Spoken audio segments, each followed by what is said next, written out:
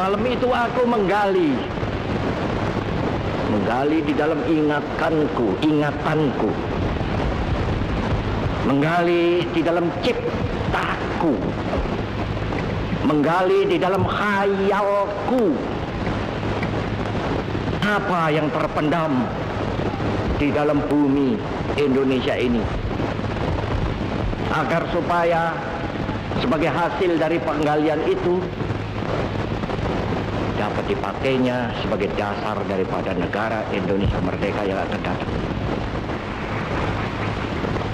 Sudah terbukti bahwa Pancasila yang saya gali dan saya persembahkan kepada rakyat Indonesia, bahwa Pancasila itu adalah benar-benar satu dasar yang dinamis, satu dasar yang benar-benar dapat menghimpun segenap tenaga rakyat Indonesia, satu dasar yang benar-benar bisa mempersatukan rakyat Indonesia itu untuk bukan saja mencetuskan revolusi, tetapi juga mengakhiri revolusi ini dengan hasil yang baik. Maka aku adalah sebenarnya utusan, wakil daripada revolusi Indonesia. Revolusi Indonesia ini bukan revolusi Soekarno, tetapi revolusi daripada seluruh rakyat Indonesia, dari Sabang sampai Merauke. Assalamualaikum warahmatullahi wabarakatuh. Selamat pagi semuanya. Om Swastiastu, Namo Buddhaya, salam kebajikan. Perkenalkan, nama saya Muhammad Waspaditya. Di sini saya akan sedikit sharing ilmu Pancasila yang sudah saya dapat. Mungkin sebelum masuk ke lebih dalam, alangkah baiknya kita mengenal sejarah singkat Pancasila dulu. Perumusan Pancasila sendiri awalnya dilakukan di sidang BPUPKI pada tanggal 29 Mei sampai tanggal 1 Juni 1945. Dan BPUPKI sendiri dibentuk oleh pemerintahan pendudukan Jepang pada tanggal 29 April dan diketuai oleh Regimen Wedoningrat beranggotakan 60 orang. M. Yamin adalah orang pertama yang mengemukakan dasar negara pada tanggal 29 Mei. Setelah itu diikuti oleh Supomo pada tanggal 31 Mei.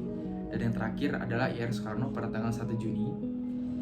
Di pidato tersebut, Soekarno memberikan sebuah 3 pilihan. Yang pertama ada Pancasila.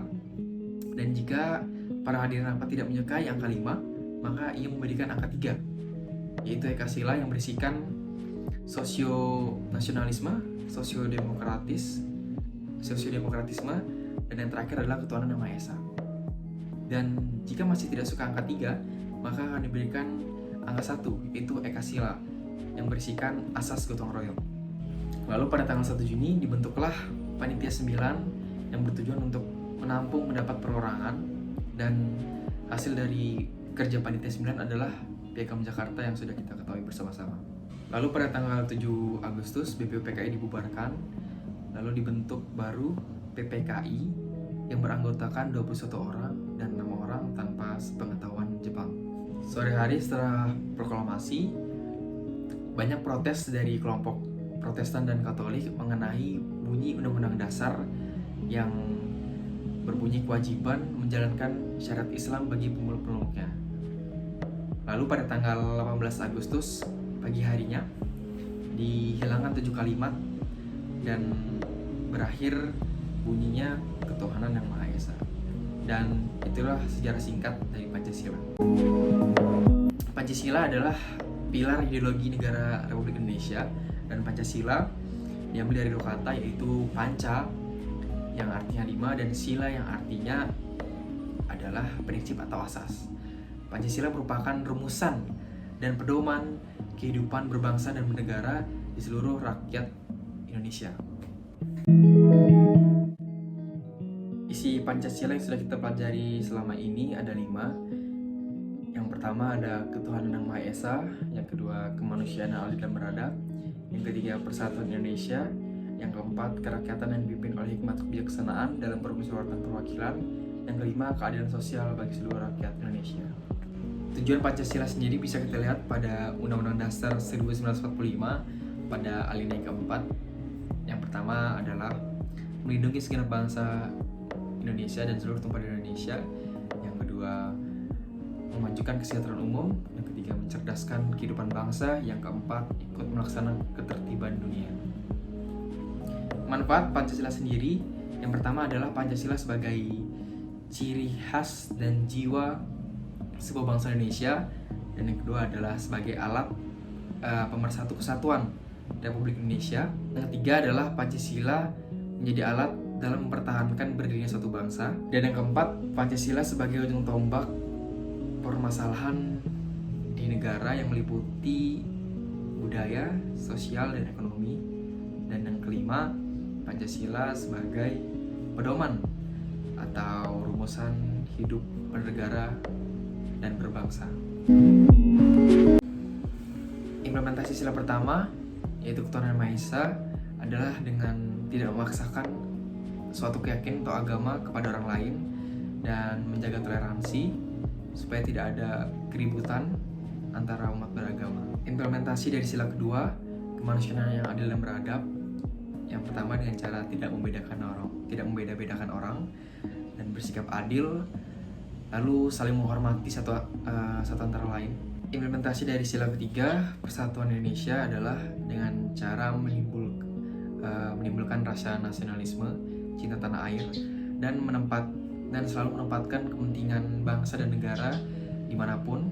Lalu sila keempat, kerakyatan yang dipimpin oleh hikmat kebijaksanaan dalam permusyawaratan perwakilan. Cara implementasinya adalah dengan kita bersikap jujur dan menghargai pendapat orang lain.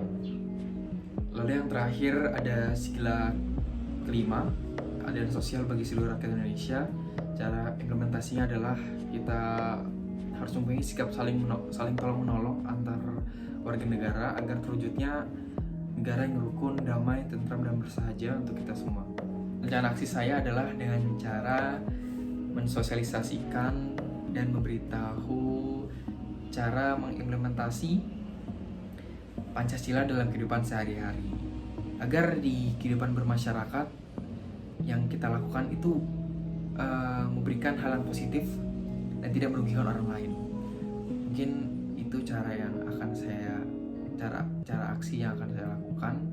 Mungkin itu saja yang bisa saya sampaikan. Kurang lebih mohon maaf apabila ada salah kata, tolong dimaafkan. Wabillahi taufiq wal hidayah. Assalamualaikum warahmatullahi wabarakatuh.